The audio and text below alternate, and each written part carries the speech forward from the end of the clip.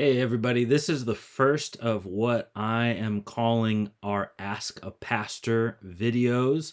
These are videos where either Pastor Melissa or myself will take one of your questions and do our best to respond. If you are watching this, you're not a member of Mosaic Community Covenant Church, by the way. My name is Anthony Emerson, one of the co-pastors at Mosaic. I'm glad you've joined us. And our question that came in for today is quite the question. Was it, or why was it okay for David and the Israelites to kill so many people? It's a really good question.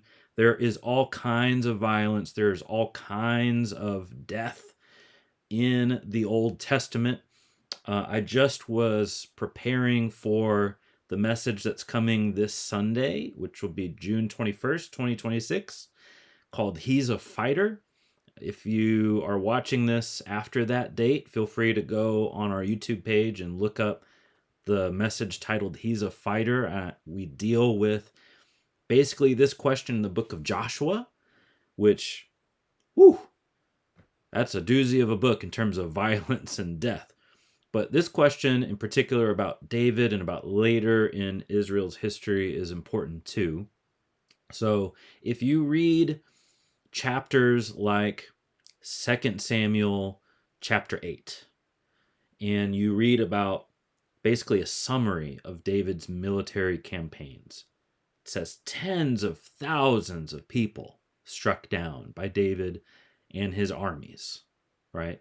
There are seemingly cruel practices that David takes to intimidate and to force kind of subjugation upon other peoples, right? So is it okay, and why is it okay? Well, a few things to note on this, and some of this dovetails with the He's a Fighter message, some of it does not. The first thing is that we have to understand we are reading stories, we are reading writings from a completely different cultural and historical time period.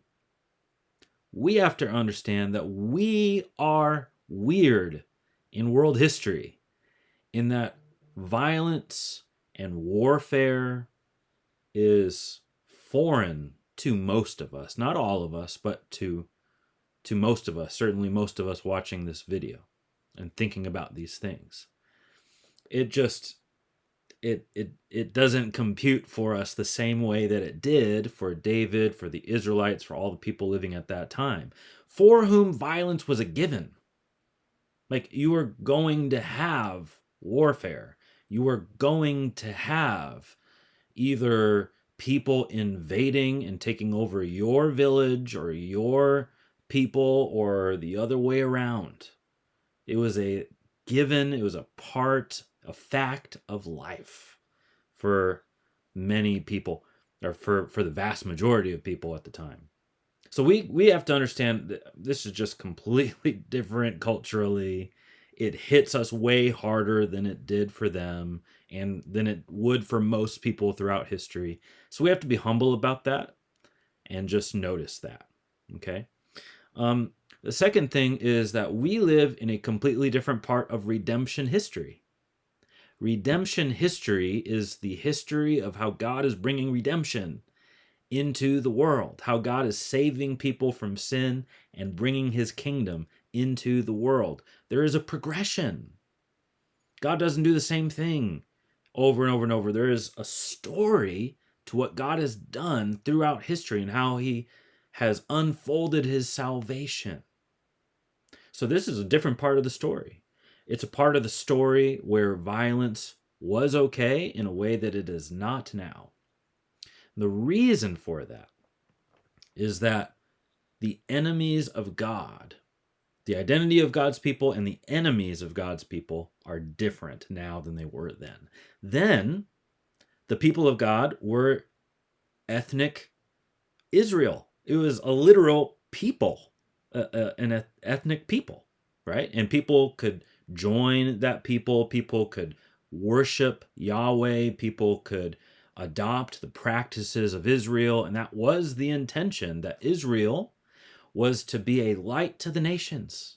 They were to live holy and do justice and to worship God and to show the world through how they lived and worshiped and interacted with each other.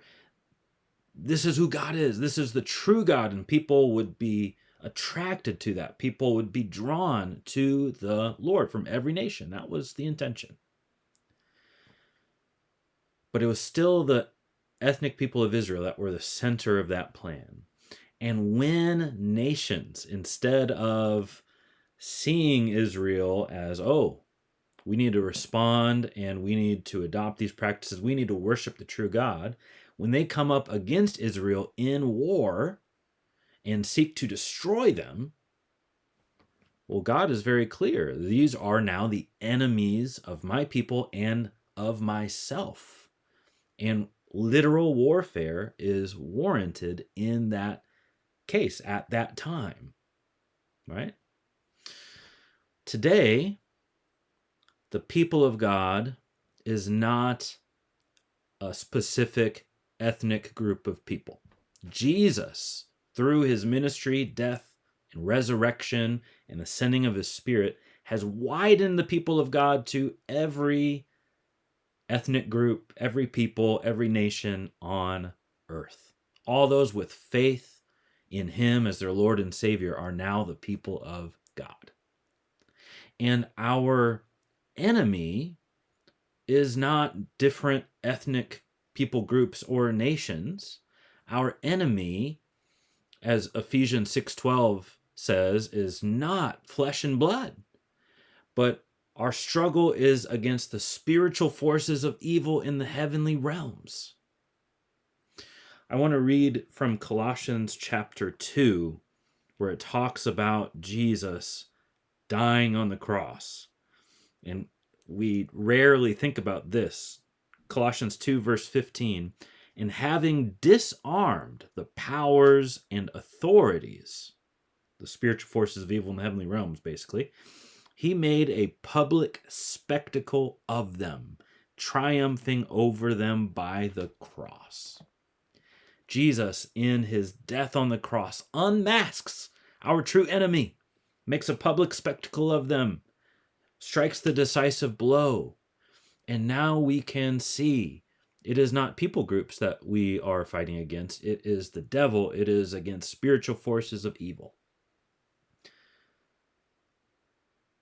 The last thing I will say in helping us hopefully understand this a little bit more, Deuteronomy 32, verse 8, and other texts in the Old Testament make it clear that there were spiritual aspects to the gods that other nations worshipped.